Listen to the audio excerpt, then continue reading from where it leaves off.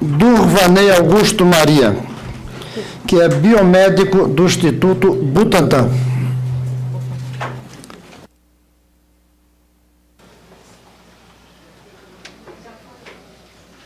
Bom dia a todos. Eu quero agradecer o convite dos senadores, e estar aqui representando os mecanismos de ação compartilhado com o grupo, com o professor Gilberto, pela grande admiração, o professor Salvador, o professor Marcos, o Otaviano e o Renato. A minha história na fosfetanolamina começou quando o Renato veio ao meu laboratório desenvolver a sua dissertação. Então, nós começamos trabalhando com modelos que são utilizados pela Anvisa para que novos compostos, novas fórmulas sejam validadas e que possam caminhar para as fases clínicas. Então, eu vim falar um pouco de ciência para mostrar que a fosfetanolamina, ela tem um princípio, ela é diferente de todos os quimioterápicos, e o professor Gilberto, nós nos divergimos muitas vezes nos mecanismos, porém, tudo que nós fizemos, esses dados eles estão documentados em revistas indexadas em sites de busca de artigos científicos da área médica. Foram grande parte publicados nos Estados Unidos e na Europa e um na França. Então, eu vim mostrar para vocês que a fosfetanolamina é um composto que age em células tumorais e não age em células normais. Então, aí está o grande mecanismo seletivo de um composto que é efetivo e que não causa danos colaterais. Eu não vou nem preconizar que a quimioterapia é boa ou ruim, porque não é o momento. Só que eu vim mostrar que a fosfetanolamina tem um princípio e ele tem que ser divulgado, e há uma ciência. Não é garrafada, não é curandeirismo, não é falsa ciência. O Brasil faz ciência. Tá? Ela é reconhecida internacionalmente e hoje os vários ministérios envolvidos com desenvolvimento de medicamentos ou de compostos, eles precisam ser apoiados. Nós precisamos receber o apoio para que isso possa ser divulgado e da forma mais rápida e precisa. Então, eu só coloquei alguns diapositivos para mostrar que os efeitos da fosfetanolamina é um efeito que inibe o crescimento das células tumorais, e o mecanismo que ela faz é um mecanismo que nós, na ciência, na biologia celular, descrevemos como morte celular programada. A célula a célula tumoral na presença desse composto é capaz de morrer. Então, ela seleciona o tipo de morte que ela vai desempenhar. Diferente dos quimioterápicos, que matam indiscriminadamente qualquer tipo de célula que está em proliferação. O primeiro trabalho que nós publicamos foi publicado nessa revista, no Cancer Science Therapy, mostrando os mecanismos envolvidos e a especificidade dessa droga, ou desse composto, vocês me desculpem o termo, para que ela induza morte celular no modelo de células de melanoma, tanto humano como de camundongos. O meu laboratório, ele estuda mecanismos de ação, nós não sintetizamos e não distribuímos. Nós queremos compreender a efetividade dessa droga para que ela possa, no futuro, ser aplicada indiscriminadamente para qualquer tipo de câncer e que a gente sabe que ele não causa efeitos colaterais. O outro trabalho que nós publicamos foi também numa revista especializada na área oncológica, que é o Anti-Cancer Research, em 2012, mostrando a inibição da formação de um tumor ascítico num animal. Aqui estão os dados, só para a gente exemplificar. Essa primeira figura mostra o que esse composto faz numa célula normal, não há alteração, e o que ela faz numa célula alterada. Aqui é um modelo de implantação das células no animal, mostrando a redução e a regressão de tumores. O tecido ele é substituído, o tecido tumoral ele é substituído, as células... o tecido é substituído, a densidade celular é diminuída e há uma substituição por fibrose, o tecido fica fibrosado E o que nós observamos e que nos chama a atenção em todos os modelos experimentais é que a fosfetanolamina é capaz de inibir a formação de metástases.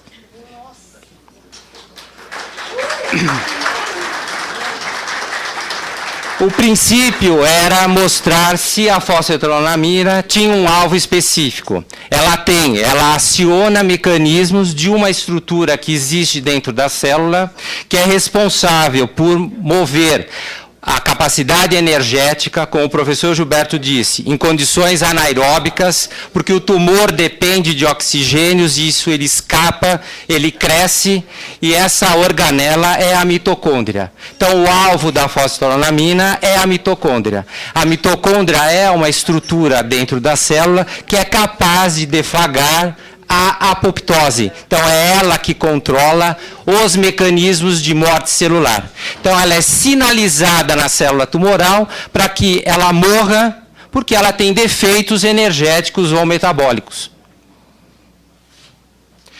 O outro trabalho que nós publicamos também numa revista, essa é uma revista da Europa, é o Medicine and Pharmacotherapy, também com células de melanoma, descrevendo os mecanismos de parada de proliferação e indução de morte pela mitocôndria. Aqui os dados, eu não vou explicar isso porque não cabe agora, mas mostrando mais uma vez que as células tumorais elas são destruídas e as células normais são mantidas, preservadas. Aqui é o primeiro teste da biodistribuição em vivo. Então, há citações na mídia que não foi feito nenhum teste em vivo, isso não é verdade. Então, esse trabalho mostra por cintilografia os mesmos testes utilizados em humanos, mostrando a célula, o tumor no animal, a incorporação da fosfetanolamina em função do tempo e da concentração e a redução da massa tumoral e a formação de uma área necrótica. O tumor é diminuído e há uma substituição do tecido por células que fazem a matriz desse tecido destruído por colágeno. Então, o tecido tumoral é substituído por colágeno. Então, há o que nós chamamos de uma intenção de cicatrização. Esse outro trabalho foi um modelo feito com o grupo da Faculdade de Medicina de Ribeirão Preto, que tem um modelo de leucemias em camundongo, que tem uma mutação genética. Então, se há um mecanismo molecular envolvido, ele aqui foi comprovado, mostrando que a fosfetanolamina em vários tipos de células leucêmicas humanas conseguem destruir essas células, inviabilizá-las em diferentes concentrações molares, muito menores do que são prescritos para tratamentos quimioterápicos convencionais. Aqui está todos os mecanismos de quantificação e qualificação do tipo de resposta, mostrando que o mecanismo é por apoptose, a célula ela é destruída, e aqui eu não vou entrar em detalhes, mas nós comparamos quimioterápicos convencionais usados para esse tipo de leucemia, que é a daunorubicina e o atra, que é um inibidor de ácido retinóico, que é preconizado para leucemias mieloides crônicas. Aqui é mais uma vez mostrando que há uma depressão dessas células leucêmicas na medula óssea e no baço, que são órgãos que são afetados por células tumorais em pacientes com leucemia. Aqui um outro trabalho em câncer de mama, mostrando o papel da mitocôndria na indução da morte de uma linhagem preconizada para estudos pré-clínicos, que é uma célula de mama que tem marcadores genéticos responsivos à hormonioterapia e à quimioterapia. Aqui mostrando mais uma vez a efetividade da concentração utilizada e os mecanismos de morte celulares induzidos por apoptose e a parada de proliferação celular. Então, ele não destrói o tumor, mas as células não crescem. Então, há condições do sistema imunológico serem ativados para que isso possa ser reparado. Aqui mostrando a mitocôndria, então é uma verdade, isso foi publicado. Aqui está a fosforilação da mitocôndria frente à presença da fosfetanolamina. É uma microscopia confocal mostrando a presença das mitocôndrias. E aqui a célula morta, onde há a fragmentação do material genético dessa célula.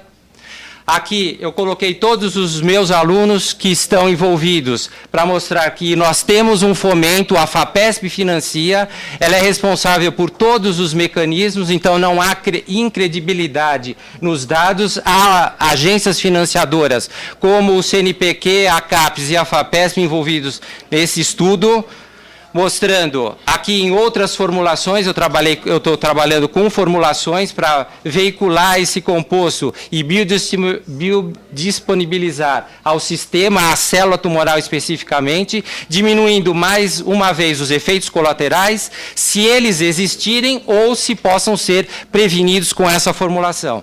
São dois trabalhos em melanoma humano e em adenocarcinoma hepático.